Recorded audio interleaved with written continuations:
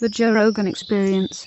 When you refer to like how you fill your head up, like what you fill your head up, if it's just like junk and sugar and how much time you have to process stuff, one of the things I've noticed, and it's begun to startle me a little bit, is I used to find in social situations that I would be very interested in letting people know what I thought about stuff. Even shit that I had no business talking about. And I think that you see people, like when you see like someone who's older, and we have this idea that like older, wiser person, and they're just taking in everything and they've learned to be quiet. Yeah. People don't really think about the fact that maybe they're just like sick of hearing themselves talk. That too. The saddest thing is, though, is an old moron. Right? I want to say, yeah, but I mean, I think you need to explain like a little bit. An old racist.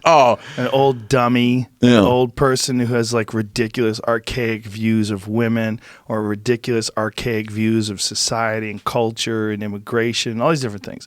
Like a person without nuance. An old person who's not learned from the humbling experiences of life, and who's not looked at himself and his own folly and has a humorous take on it. That's a good description. Yeah. You paint a flattering portrait. Yeah, man, I think about it a lot. I don't want to be that guy. You know? I encountered a dude like that not long ago where we decided that we were going to take our kids, like we're going to take our kids out to eat, and I don't want to have to deal with any kind of like added noise. And I was I wanted to go to, there's like this like truck that sells tacos. It's called like El Rodeo or something. Like, let's go to that taco truck and eat, because I'm going to talk to anybody and deal with anybody. My wife convinced me to go to this brew pub. So we go down to the brew pub, and I'm kind of like I'm already pissed off because I'm like kind of half mad at my wife for making us be in a potentially social situation.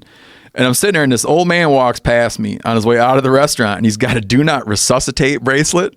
Ooh. Okay. He's got a little walk, you know those 4-pegged canes? Mm-hmm. He's got a 4-pegged cane. There's probably a name for that. And a do not resuscitate bracelet. And he walks out with his wife, girlfriend, whatever, and she wanders off, and he's just standing outside the restaurant, and it's just killing me to know what that's all about. So I grab my older boy, and we walk out, and I'm like, I couldn't help but notice you have a bracelet that says do not resuscitate.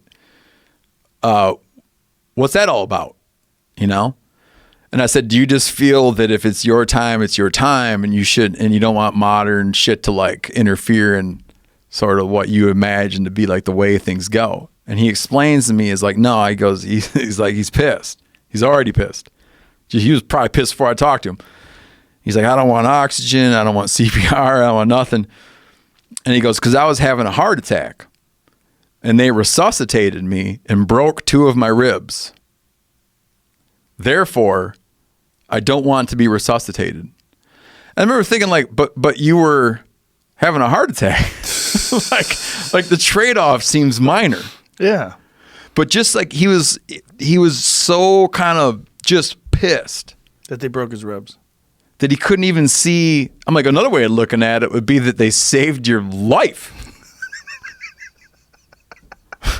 But he's like, he just wanted to suffer his heart attack with ribs intact, and at this point would just rather die than have broken ribs. That's or something like, I couldn't even begin. And all of a sudden I thought he was interesting, and all of a sudden I didn't think he was interesting anymore. That's such an unfortunate perspective, because if he said like, it's not a great story, but do you see what I'm saying? No, it is a great story, because it's like if he said, hey, I had a good time. It's, there's only enough room for so many people. That's what I thought I was going to get. That's what I thought I was going to get. Looking forward to meeting Jesus. Yeah, I thought I was going to get that. So much so that I brought my boy with me. Oh, boy. Because when I was a little kid, my dad would go out of his way to have weird people over to the house. Yeah. It was important to him to expose his kids to weirdos. So I was like, come on, son. We'll go talk to this crazy old man with the do not resuscitate bracelet, and you'll like learn something about life. But instead I'm like, no, never mind. Forget that guy. How hilarious is that? Like, the trade-off of broken ribs for life. Broken ribs, it takes like a couple of months and you're fine. Yeah, you want to be like, dude, you're at a brew pub with your girlfriend, and she's going to get the car. You don't want to continue this? Like, that's not bad. Not bad. That's not bad. It's not bad.